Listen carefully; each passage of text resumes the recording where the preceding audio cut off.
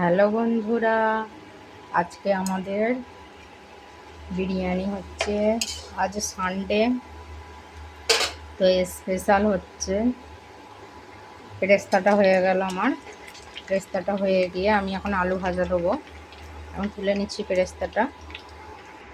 এবারে দিয়ে দিচ্ছি আমি আলু। দম বিরিয়ানিতে আমাদের বাঙালিদের আলু অবশ্যই প্রয়োজন, তাই আলুটা লাল লাল করে জাফরান দিয়ে ভেজে নেবো, খেতে খুবই ভালো লাগে। এতে দিয়ে দিচ্ছি স্বাদ অনুসার নুন ও ফুড কালার।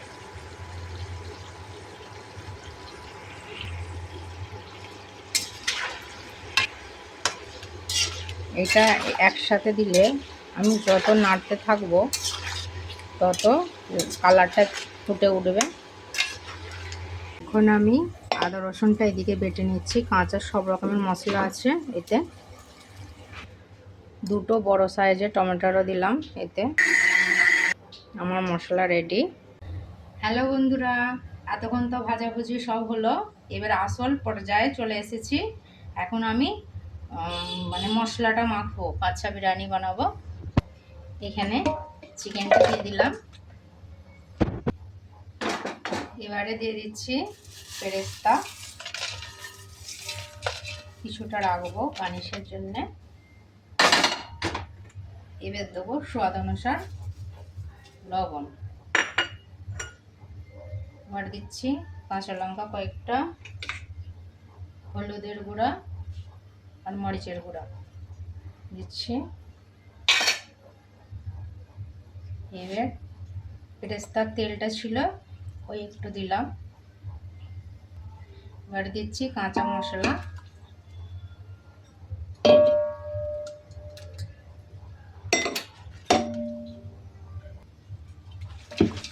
এখন একে খুব সুন্দর মশলাটা মাখিয়ে আধ ঘন্টা রেখে দেবো। এখন জাফরানি কালারটা দিলাম না, এখন অতিরিক্ত গরম পড়েছে, তো মশলাটা বেশি খাওয়া যাবে না। আর এমনি জাফরানটা অতটা ভালো নয়, জাফরানটা খাওয়া ওটা সৌন্দর্য হিসেবে ব্যবহার করা হয়। মশলা তো ঘরের মশলাতেই সব কিছু টেস্ট আসে, তো এটা এখন আমি দিলাম না, ওইটা লাস্টবেলায় সাজিয়ে দেবো ভাতে।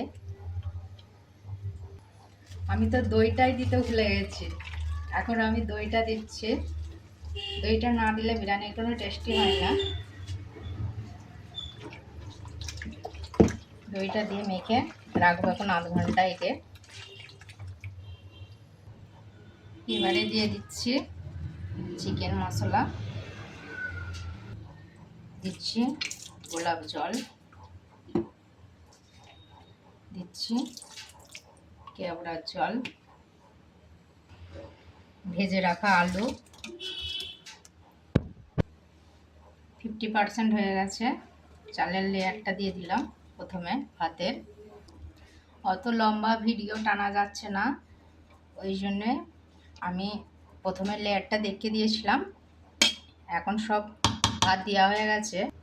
এবার আমি দেবো ফুড কালার, আর দিচ্ছি ভেজে রাখা পেরেস্তা।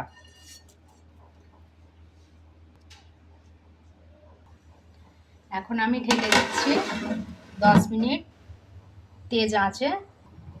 তো দমে বসে দিয়েছি বন্ধুরা, 20 মিনিট লাগবে। 20 মিনিট হয়ে গেলেই আমার বিরিয়ানি রেডি। তো বিরিয়ানি রেডি হয়ে গেলে আপনাদের করে দেখাচ্ছি। বন্ধুরা, আমার বিরিয়ানি রেডি হয়ে গেছে। বাই।